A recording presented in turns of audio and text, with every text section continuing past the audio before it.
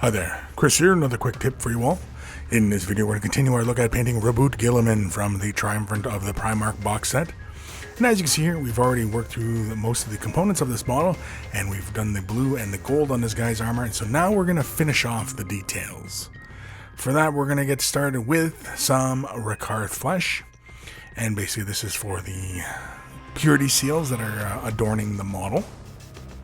This is a great way to base coat the purity seals on any basic kind of parchment like material that you have on your model, as it's a really solid base. You have to apply one or two layers on, especially if you thin it out, so that you get a nice smooth even coverage onto the model. And of course here you can see we're also doing the scroll on the bottom of his leg as well, similar technique to how we had done the scroll on his shoulder pad. Next, we're going to come in with some Agrax Earthshade, and this is to deepen up the parchment papers themselves. And of course, there's three little areas. There's the one on his chest, the one on his left leg, and the one on his right leg. Again, this is applied fairly generously. We really wanted to creep into the little recesses between the two little pieces so that we get a nice solid little outline in there. Next, we're going to come in with some Seraphim Sepia, and this is for the scroll on the leg itself. And this is going to add a little bit of warmth to the scroll work. We're not going to do it on the scroll parchments themselves, as this is really kind of a different kind of feeling on the model itself. Just again, it's just to kind of coincide really with the gold elements of the model, that this is kind of made maybe not the same texture and material as what's dangling from the purity seals. Next is Agrax Earthshade, and this is just to deepen up a little bit more of that scroll work on his leg as well. Again, we could have done the Seraphim Sepia first and then done the Agrax Earthshade on all the parchment and then this portion.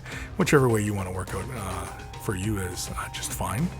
Screaming Skull with a very heavy helping of Lamaine medium. We're going to basically turn this down into a glaze, and basically we're going to begin layering in our highlights onto the parchments themselves. Again, the reasoning behind turning it into a glaze is so that we can build up some nice even transitions on the scroll work itself. Of course, usually with the parchments themselves, you end up building it really to a brightness and just leaving just really kind of the dark in the recesses, and that's just fine. Again, with such a small detail, it's not terribly important to build up that big a transition. Of course, unless of course you're doing this for competition or display type standards, and then of course you really want to build that up nice and even. Once that's all said and done, we're going to come in with some Pallid Witch Flesh, and this is to edge highlight the parchment as well as the scroll piece on his shin as well. Forgot what part of the body that was. Again, this is really kind of quick. We're just catching just some of the high points and bringing really bringing a lot of color to the ends of the parchment. Again, just to really kind of bring and make those points kind of stand out and really kind of separate them up. Again, this is really just kind of a quick little edge highlight on those portions. Next, we're going to come in with some Khorne Red, and this is for the purity seals. I really like using this color for the purity seals because it's not quite as saturated red as Mephiston Red, although side by side, if you do a side by side comparison of the two, they are both pretty much the same kind of deep red color, but Khorne Red is a little desaturated, whereas Mephiston Red is much more vibrant. And I like Khorne Red as the base for purity seals because it's desaturated and it has a bit more of a wax kind of quality kind of look to it, Agrax Earthshade is next, and this is for the seals themselves, again just to kind of deepen them up. And of course the seal on his chest also has a tiny little U in it for like a little ultramarine U in there, and so we really want to bring that to attention as well. We'll set that aside, allow it to dry, and then we're going to come in with some Wazdaka Red. That's a fun one to say. And this is going to be the highlight for our purity seals. And basically all I do is I just follow around the perimeter of the purity seals and then just apply a little bit of color into the center. For the purity seal on the chest, we are a little bit more deliberate and a little bit more careful as we just pick out just the U inside the center. That's all we're looking to capture. And of course you can see as I turn the brush into a bit of a wedge so that I can do almost like a light overbrushing onto that surface and catch it.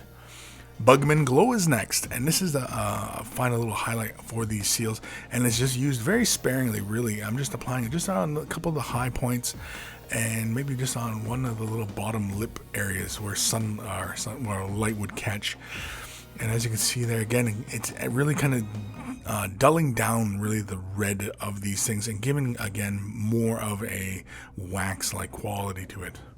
Celestra Grey is next with a helping of Lemaine Medium just to help thin it out, because again we're going to do the U on the knee, and we're going to do this in a similar fashion how we did the U on the shoulder pad as well.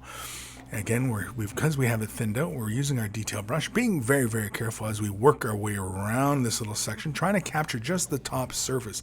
Again, because the blue has that glaze from previous steps, so it has that nice little dark outline to it, so we don't really have to worry too much about that. We just want to capture the top surface. And so with the Celestra Grey, we're simply just going to apply about 2 layers onto that surface, again, to get a nice solid base.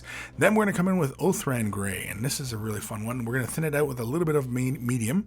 Again, we're going to turn this into basically a glaze, and we're going to concentrate most of the color in towards the center of the U, right in the upper arch area, and then down on the lower curvature part, but on the uppermost portion of that.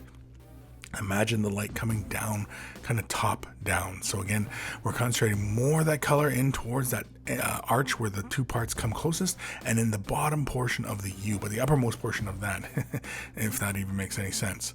Again, you can kind of see there how the color is kind of built up. Really, it's just kind of really the interior really is what we're concentrating on. Next is White Scar, and this is going to be the final highlight for this. And this is just going to be a quick little edge just on the 2 little connector points. And of course, we're going to capture just a bit of the top, and then of course the top portion of the inward curve of the U itself.